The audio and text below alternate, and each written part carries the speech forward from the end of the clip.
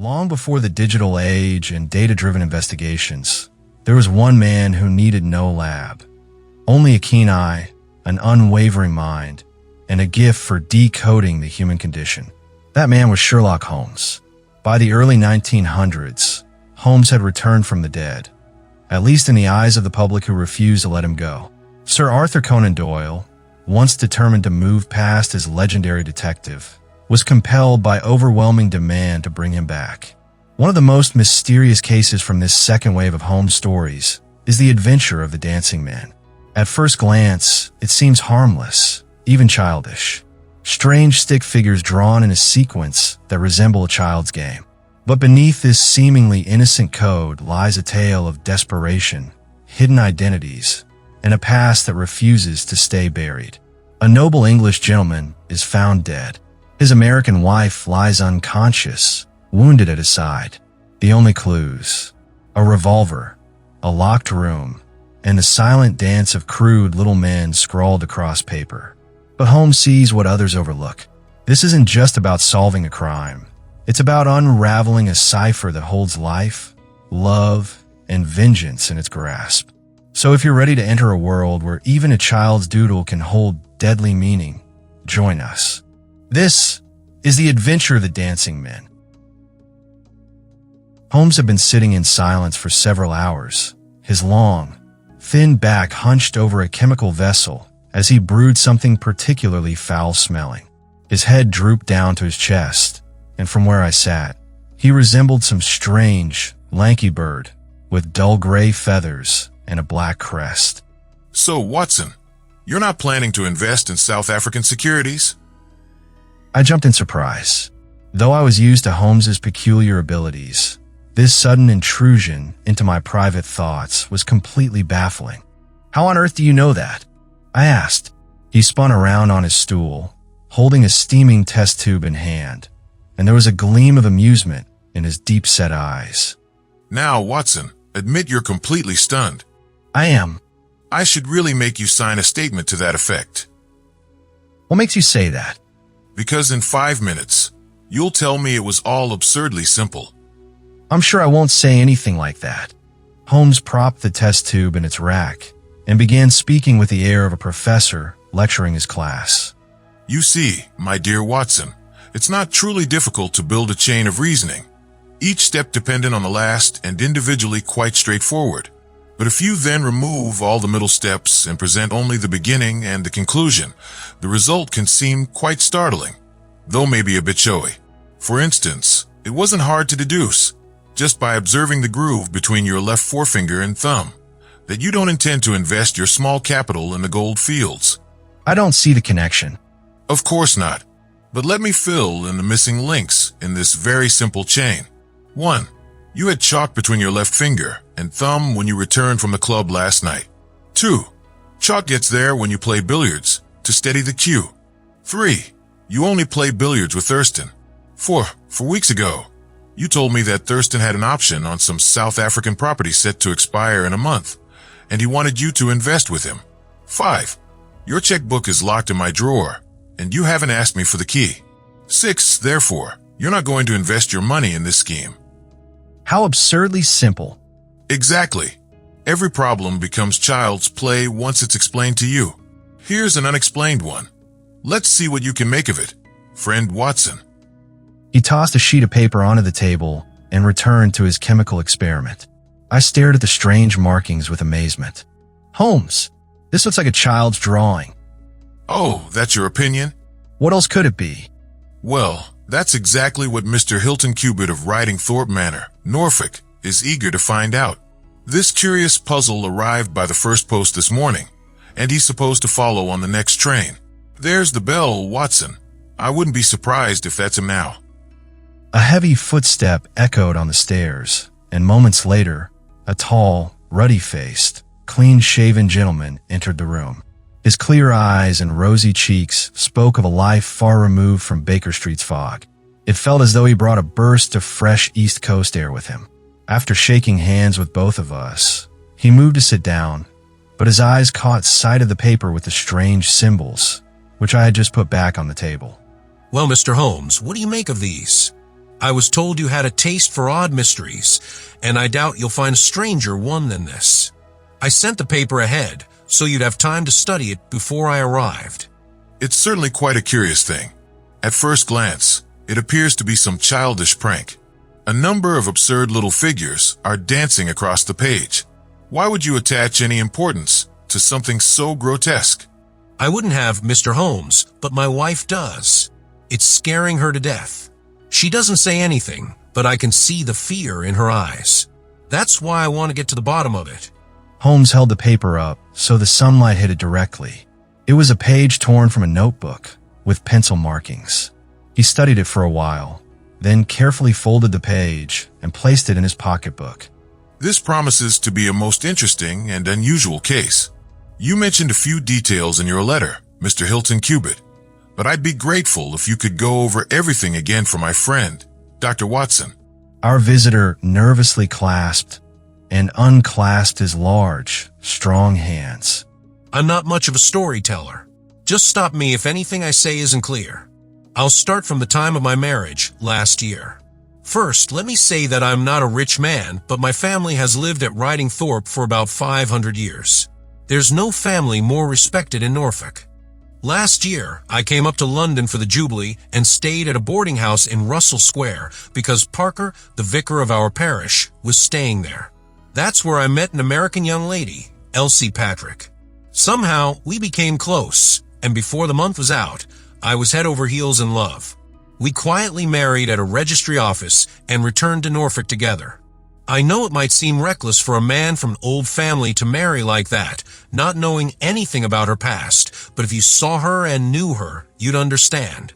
Elsie was very honest. She gave me every chance to back out. She told me, plainly, that she had been through some very unpleasant experiences she wished to forget.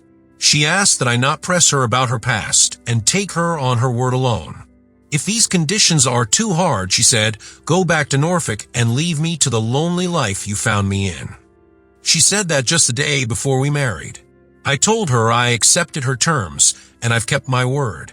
We've been married for a year now, and we've been very happy. But about a month ago, in late June, I noticed something was wrong. One day, she got a letter from America. I saw the stamp. She turned ghostly pale, read it, and threw it into the fire.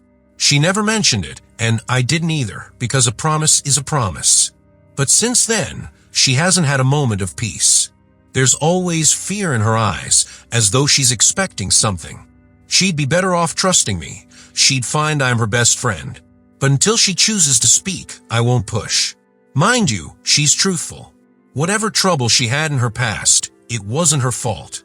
I may be just a simple Norfolk squire, but I hold my family honor above everything. She knew that before marrying me and would never stain it. I'm certain of that. Now comes the strange part. About a week ago, last Tuesday, I found some odd little dancing figures like the ones on the paper drawn in chalk on a windowsill. I thought the stable boy had done it, but he swore he hadn't. Whoever did it, it happened overnight. I had it cleaned off and only told my wife about it afterward. To my surprise, she took it very seriously and begged me to show her if any more appeared. Nothing happened for a week. But yesterday morning, I found this paper lying on the sundial in the garden. I showed it to Elsie, and she fainted dead away. Since then, she's been like a woman in a dream, dazed and full of fear. That's when I wrote to you and sent the paper. I couldn't go to the police. They would have laughed at me. But you, Mr. Holmes, you'll know what to do. I'm not a wealthy man, but I'd spend my last penny to protect my wife from harm. He was a fine man, this true English gentleman. Simple, sincere, and kind, with clear blue eyes and a strong, honest face. His love and trust in his wife were obvious in every word and look. Holmes had listened intently, and now sat in thoughtful silence. Don't you think, Mr. Cubitt, that the best course would be to ask your wife directly to share her secret? Hilton Cubitt shook his solid head. A promise is a promise, Mr. Holmes. If Elsie wants to tell me, she will. If not, I won't force her trust. But I am entitled to act on my own, and I will. Then I'll help you with all my heart. First, have you noticed any strangers in your area? No. I presume your area is quite quiet.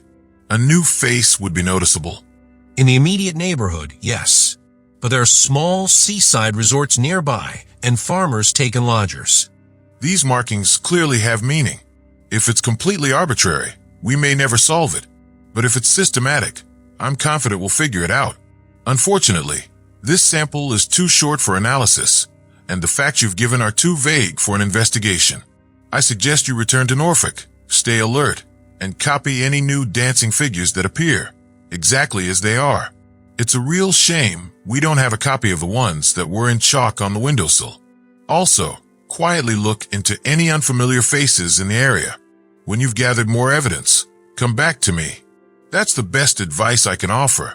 If anything urgent arises, I'm ready to visit your home in Norfolk. The meeting left Holmes deep in thought. Several times over the next few days, I saw him pull the slip of paper from his notebook and study the strange figures closely. Yet he said nothing about the matter until about 2 weeks later. I was just heading out when he called me back. You'd better stay here, Watson. Is something wrong? I got a telegram this morning from Hilton Cubitt. You remember him from the Dancing Men case? He was due to arrive at Liverpool Street at 1:20. He could be here any minute. From what his message said, something new and important has happened. We didn't have to wait long. Hilton Cubitt arrived straight from the station in a handsome cab, looking troubled and worn out. His eyes were tired, and deep lines marked his forehead. This whole business is wearing on my nerves, Mr. Holmes. He said, collapsing into an armchair like a man exhausted. It's bad enough to feel surrounded by hidden, unknown people with some scheme against you, but what's worse is seeing it slowly kill your wife. She's fading right before my eyes. Has she said anything yet? No, Mr. Holmes, she hasn't. But there have been moments when she seemed on the verge of speaking, yet couldn't bring herself to do it. I tried to encourage her, but I suppose I did it clumsily and frightened her away. She's mentioned my old family, our reputation in the county, and our pride in keeping our honor clean. I always felt like she was building up to telling me something, but it never came. But you've discovered something on your own? Yes, quite a bit, actually. I've got several new samples of the dancing men for you, and more importantly, I've seen the man himself. You mean the one who draws them? Yes, I saw him doing it. But let me explain everything in order. The morning after I returned from visiting you, the first thing I saw was another set of dancing men. They'd been drawn in chalk on the black wooden door of the tool house beside the lawn, clearly visible from the front windows. I made an exact copy, here it is. He unfolded a paper and laid it on the table. Excellent. Please go on. After copying it, I wiped the markings off. But 2 mornings later, there was a new one. I copied that too. He handed over another note. Holmes rubbed his hands together and chuckled with excitement. Our material is building up quickly. 3 days later, another message appeared, this time scrawled on paper and weighted down with a pebble on the sundial. The symbols matched the last one. That's when I decided to lie in wait. I grabbed my revolver and stayed up in my study, which overlooks the lawn and garden. Around 2 in the morning, everything was dark except the moonlight when I heard footsteps behind me, and there was my wife, wearing her dressing gown.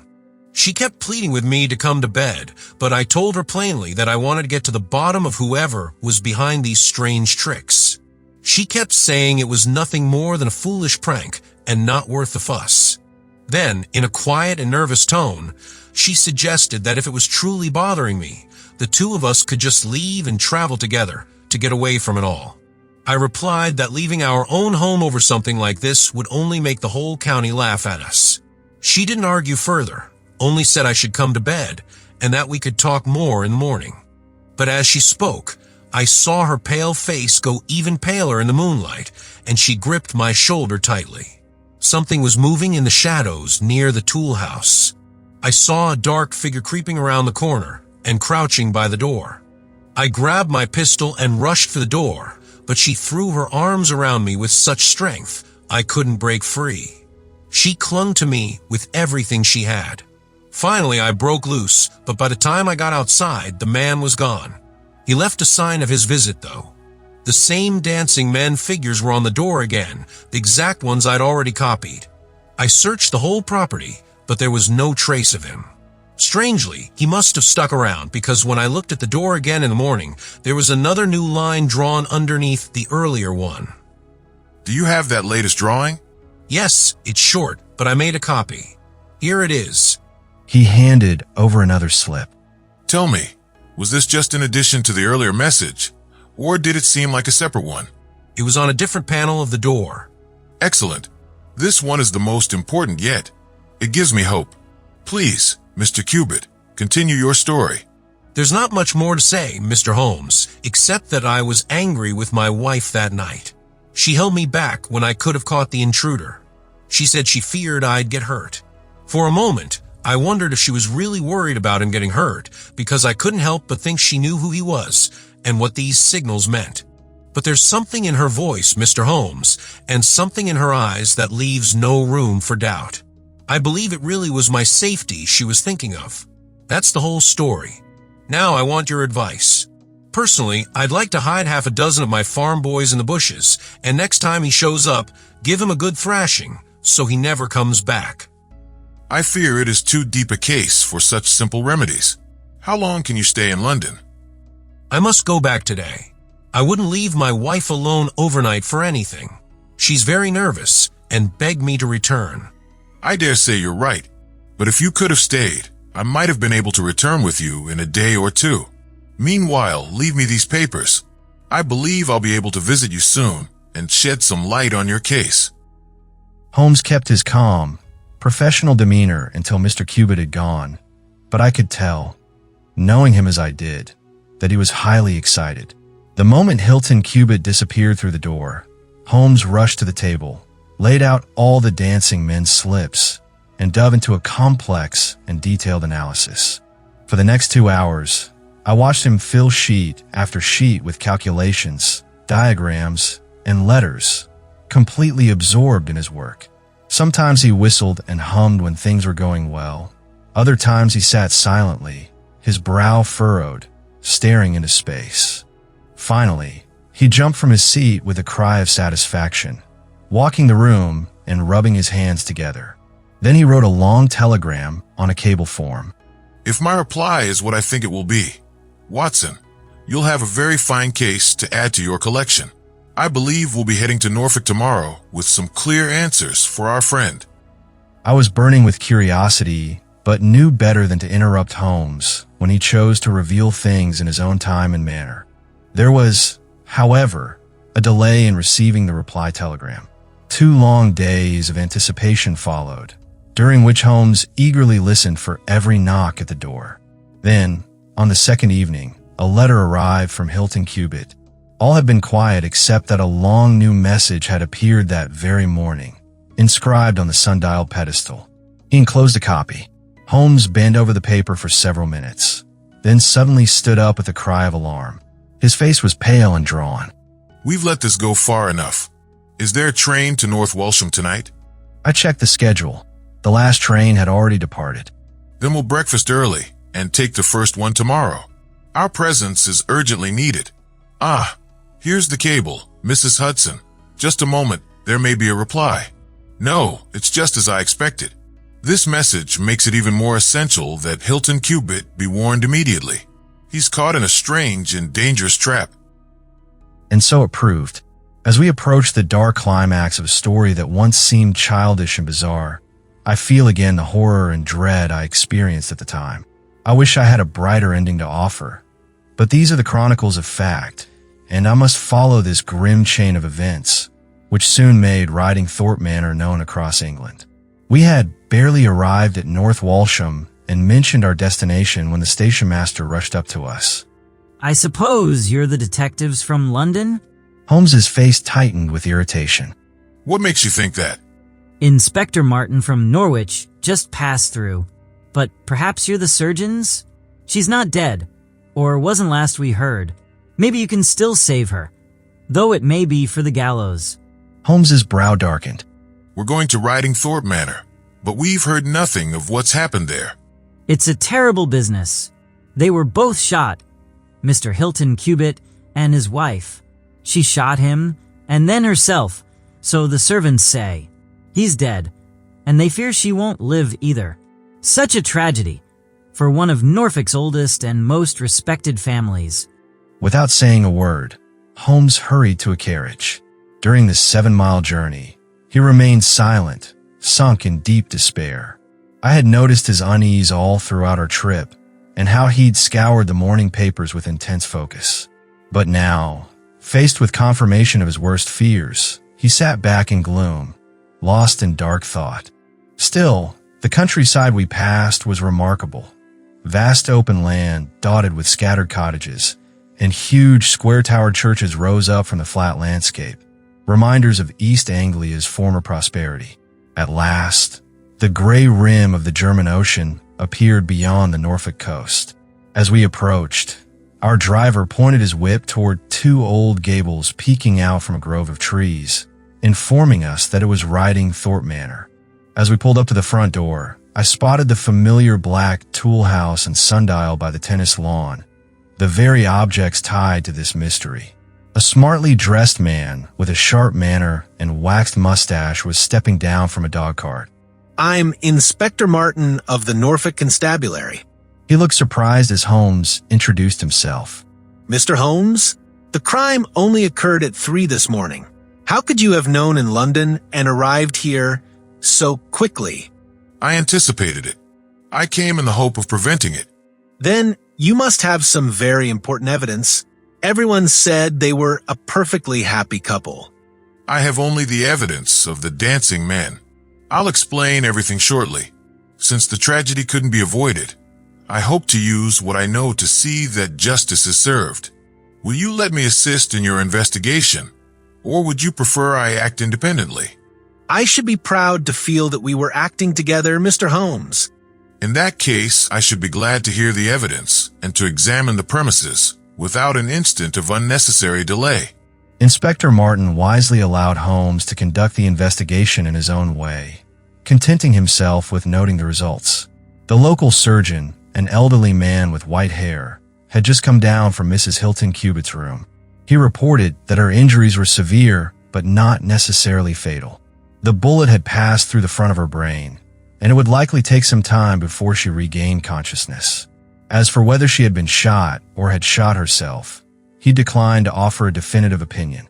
However, the bullet was undoubtedly fired at close range. Only one revolver had been found in the room, with 2 barrels emptied. Mr. Hilton Cubitt had been shot through the heart. It was equally plausible that he had shot her and then himself, or that she had committed the crime, as the revolver lay midway between them. Has he been moved? We've moved nothing except the lady. We couldn't leave her lying wounded on the floor. How long have you been here, Doctor?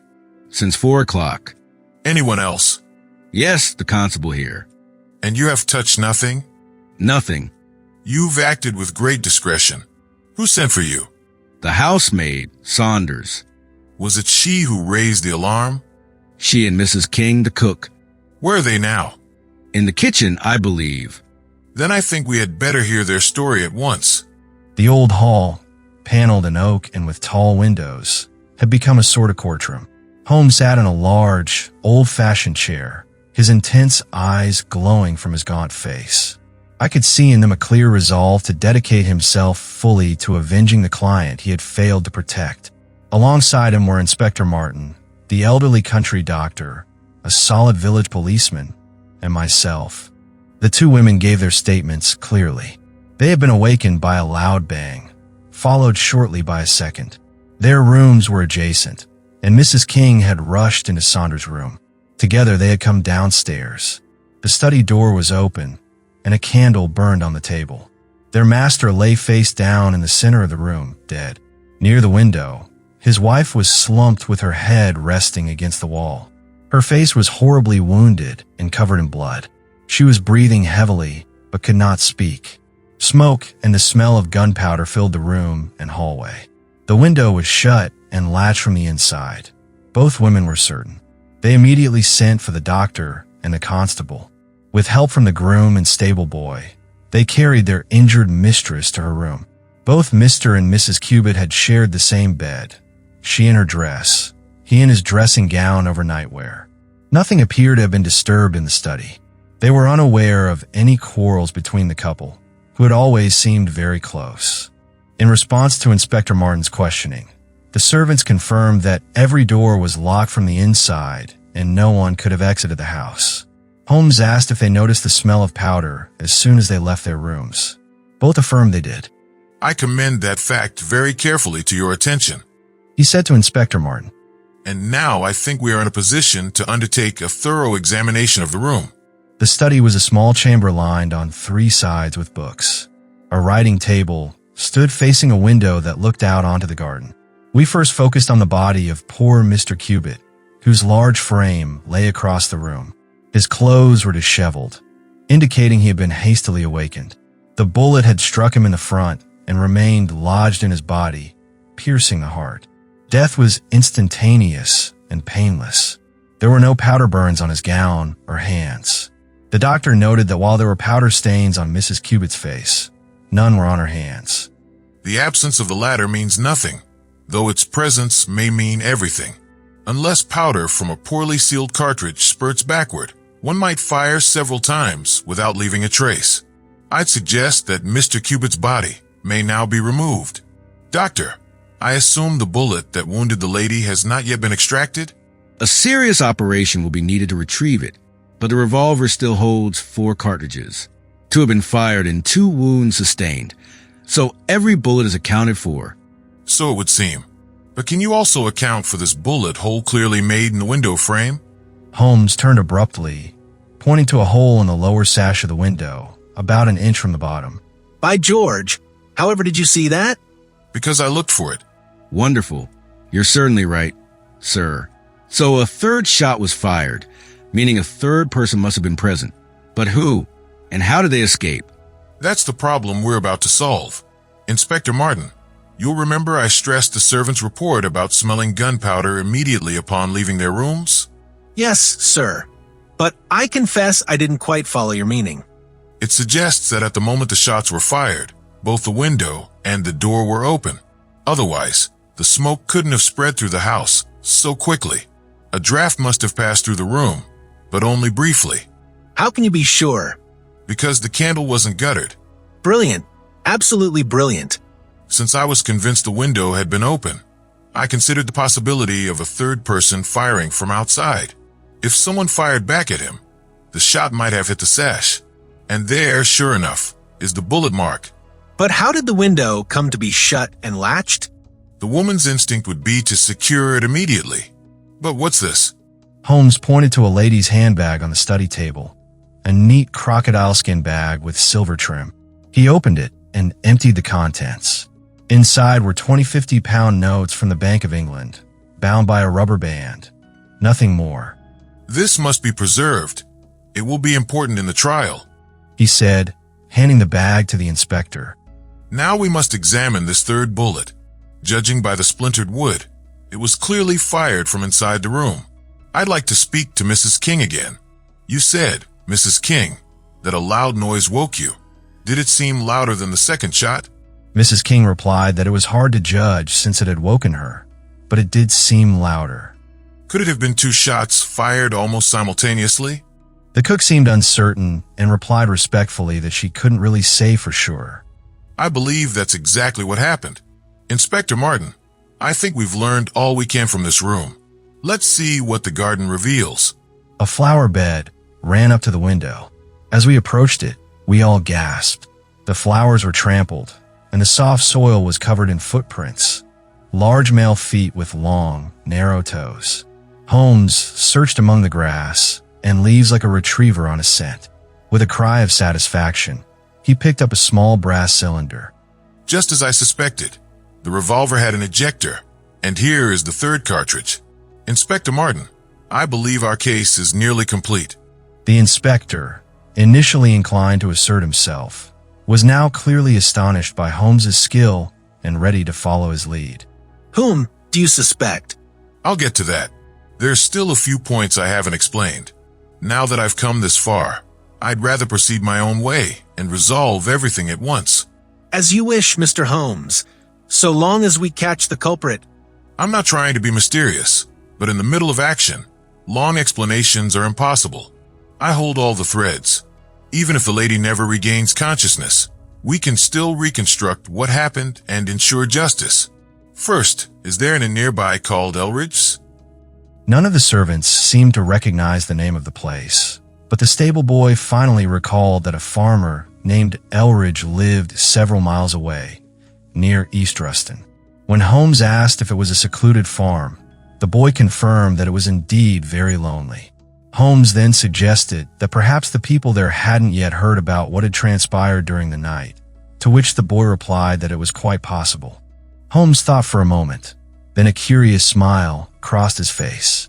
Saddle a horse, my lad. I'll need you to deliver a note to Elridge's farm. Holmes took the slips containing the drawings of the dancing men from his pocket. Sitting at the study table with them in front of him, he worked quietly for some time. Eventually, he handed a note to the stable boy, instructing him to deliver it directly into the hands of the intended recipient and to answer no questions whatsoever. I noticed the envelope, addressed in crooked, irregular handwriting, quite unlike Holmes's usual neat script. It was directed to Mr. Abe Slaney, Elridge's Farm, East Ruston, Norfolk. I think, Inspector, it would be wise for you to telegraph for an escort. If my deductions are accurate, you may have to transport a particularly dangerous criminal to the county jail.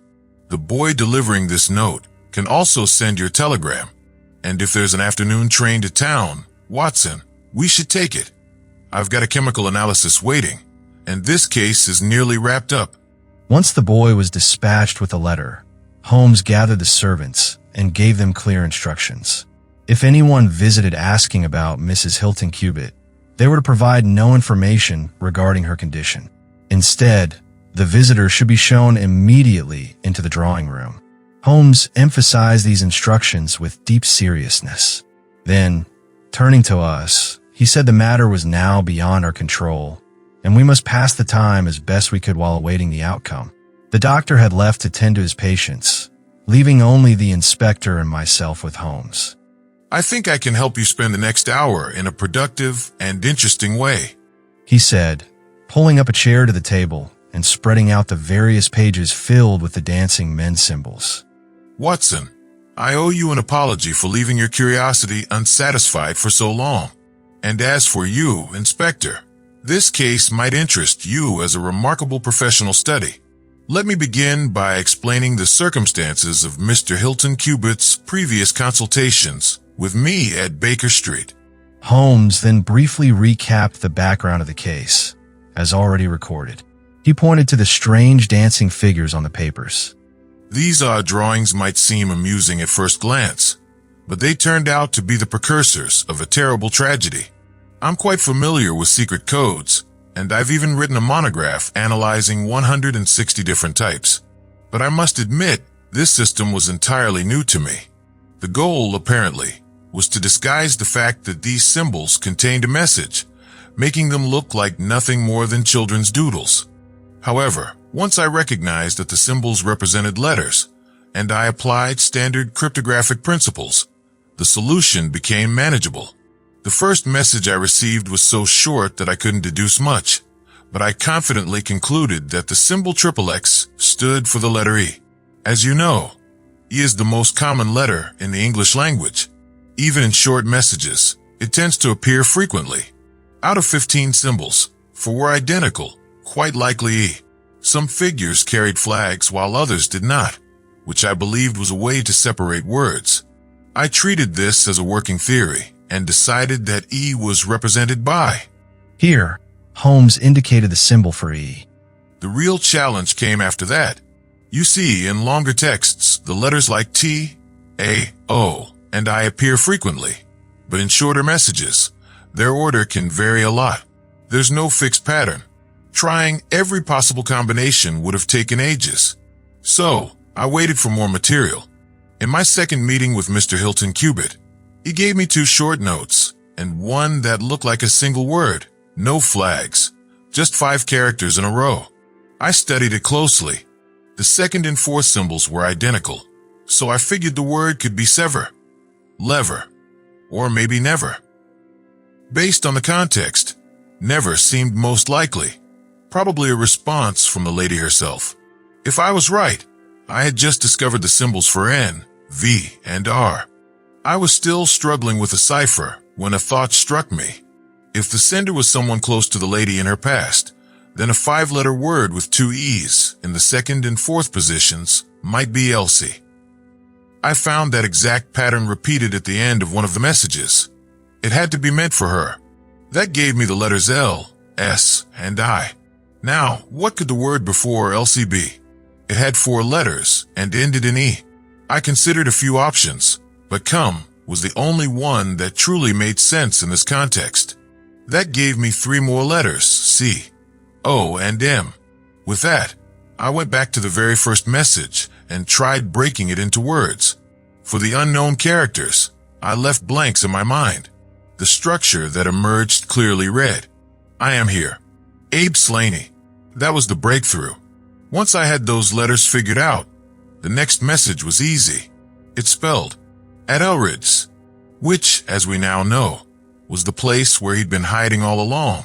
Inspector Martin and I listened with deep interest to Holmes's detailed breakdown of how he had cracked the code, revealing the full picture. What did you do next, sir? Given the name Abe, I had a strong suspicion that the sender was American. The first letter had come from the States, and the lady's hesitation to speak about her past hinted at a buried criminal connection. So, I sent a cable to my friend Wilson Hargreave at the New York Police Bureau. He's asked for my input before on London cases. I simply asked, does the name Abe Slaney mean anything to you? His reply was short and chilling. The most dangerous crook in Chicago. That very evening, Hilton Cubitt forwarded me another message from Slaney. Using the letters I had already decoded, the message read, Elsie, we are to meet thy go. By filling in the missing letters, a P and a D, it became, Elsie, prepare to meet thy God. That was the moment I realized Slaney had shifted from pleading to threatening, and knowing the kind of man he was, I had every reason to believe he would carry it out. I came to Norfolk at once with Dr. Watson, but sadly, we arrived only in time to witness what was already done. It's a privilege to be working with you on this case, but I hope you won't mind me speaking plainly. You only answer to yourself, but I have to report to my superiors. If this Abe Slaney from Elridge's really is the killer, and he gets away while I sit here, I'll be in serious trouble. You don't need to worry. He's not going to run. How do you know that? Because fleeing would be a confession of guilt. Then let's go arrest him. I'm expecting him here any minute. But why would he come? Because I sent him a letter asking him to. That's incredible, Mr. Holmes. Why would he show up just because you asked? Wouldn't that raise his suspicions and make him bold? I believe I knew how to word the letter just right. And unless I'm completely mistaken, here he comes now. We saw a man walking confidently up the path. He was tall and dark, with a black beard, wearing a gray flannel suit and a Panama hat. His hooked nose was aggressive, and he swung a cane as if he owned the place. He rang the doorbell boldly and loudly. Gentlemen, we'd better take our places behind the door. This man is dangerous, and every precaution is necessary. Inspector, have your handcuffs ready. Let me do the talking. We waited in tense silence for a minute. One I'll never forget. The door opened, and the man stepped inside. Instantly, Holmes pressed a pistol to his head while Inspector Martin swiftly clapped handcuffs on his wrists. It was done so quickly the man had no chance to resist. His dark eyes burned as he glared at us. Well, gentlemen, you got me this time. I guess I ran into something solid. But I came here because of a letter from Mrs. Hilton Cubitt. Don't tell me she's involved in this. Don't say she helped trap me. Mrs. Hilton Cubitt is gravely wounded and at death's door. You're crazy. He was the one who got hurt, not her. Who could have laid a hand on little Elsie. I may have threatened her, God forgive me, but I'd never harm a hair on her head. Take it back. Say she's not hurt. She was found badly wounded beside her dead husband. Slaney collapsed onto the settee and buried his face in his cuffed hands. For 5 minutes, he sat in silence. Then he lifted his face, speaking with cold despair. I've got nothing to hide from you. If I shot that man, he shot at me first. That's no murder. But if you think I hurt her, then you don't know me or her. I loved her more than any man ever loved a woman. I had a right to her. We were promised to each other years ago. Who was that Englishman to come between us? I was just claiming what was mine. She turned away from you when she realized what kind of man you were. She fled America to escape you and married an honorable English gentleman. You tracked her down, tormented her, and tried to get her to abandon her husband, the man she respected for you, the man she feared and hated. Your actions led to the death of a good man and drove his wife to the brink of suicide. That's your record, Abe Slaney, and the law will deal with you for it. If Elsie dies, I don't care what happens to me. He opened his hand and looked at the crumpled note he had brought. Hey, you're not trying to scare me, are you? If she's as bad off as you say, then who wrote this letter? He tossed it onto the table. I wrote it. I wanted to bring you here. You wrote it? But nobody outside the gang knew how to use the dancing men code. How did you figure it out? What one man can invent, another can discover. There's a cab outside to take you to Norwich, Mr. Slaney. But before that, you've got a chance to make up for what you've done. Are you aware that Mrs. Hilton Cubitt is herself suspected of murdering her husband? It's only because of my presence here, and what I knew, that she's not under arrest. The least you can do is make it clear to everyone that she had no hand in her husband's death. I've got no problem with that. The best defense I have is the plain truth. I have to warn you, anything you say will be used against you in court. Slaney just shrugged and said he'd take his chances. Then, calmly and without holding anything back, he began to explain. He told us he'd known Elsie since she was a child. Back in Chicago, there were 7 of them in a gang, and her father, Patrick, was the boss. Patrick was sharp. He came up with that dancing man code that looked like a kid's scribble unless you had the key. Elsie had picked up a few things from their world, but she couldn't stand the life. She had some honest money saved up, so she left it all behind. Slaney said he'd been engaged to her once. She would have married him, he believed, if he'd chosen a straight path. But after she married that English gentleman, he finally discovered where she was. He sent her letters, but got no reply. So he crossed the ocean himself, leaving coded messages where she couldn't miss them. He'd been staying at a farmhouse nearby for about a month. Said he had a ground floor room, easy to slip in and out without being noticed. He tried everything to get her to leave with him. He knew she was reading the messages. She even responded once. But then he lost his temper and started making threats. Eventually, she wrote back, begging him to leave. She said it would break her heart if her husband ever got caught up in a scandal. She promised to come speak with him through the inn window at 3 a.m. if he'd agree to go away afterward. When she came, she even brought money, trying to bribe him to leave her in peace. That only made him angrier. He grabbed her arm and tried to pull her through the window. Just then, her husband burst into the room, revolver in hand. Elsie collapsed on the floor. Slaney had a gun too. He drew it, just to scare the man off and make his escape. Hilton fired, but missed. Slaney fired back almost instantly, and Hilton Cubitt fell. Slaney fled through the garden and heard the window slam shut behind him. That, he swore, was the God's honest truth. He claimed he hadn't heard a thing since, until the boy arrived with a note, the one that led him right into our trap. A cab had pulled up while Slaney spoke. 2 uniformed policemen sat inside. Inspector Martin rose and tapped Slaney's shoulder. It's time for us to go. Can I see her first? No, she's not conscious. Mr. Sherlock Holmes, I hope I'm lucky enough to have your help on my next big case. We stood at the window, watching the cab drive off. As I turned back, my eyes caught the crumpled paper Slaney had thrown on the table. See if you can read it, Watson. The paper bore no words, just a line of dancing men. If you use the cipher I showed you, you'll see it says, "Come here at once." I was sure he'd accept the invitation, since he'd never guess it came from anyone but her. And so, my dear Watson, we turned the dancing men, once symbols of evil, into a force for justice. I believe I fulfilled my promise of giving you something unusual for your notebook. Our train's at 3:40. We should be back at Baker Street in time for dinner. Just one final note. Abe Slaney was sentenced to death at the Winter Assizes in Norwich, but his punishment was reduced to life in prison due to mitigating circumstances and the fact that Hilton Cubitt had fired first. As for Mrs. Hilton Cubitt, I've heard she made a full recovery and chose to remain a widow, dedicating her life to charity and managing her late husband's estate. And so ended the haunting mystery of the Dancing Man, a story where love turned to fear and a message written in code foretold tragedy. Abe Slaney, driven by obsession, crossed oceans in pursuit of a past that would not return.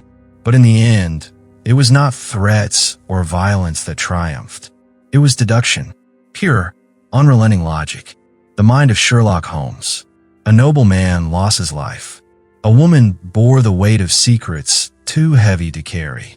Yet justice prevailed, not with noise, but with clarity. The silent figures danced no more.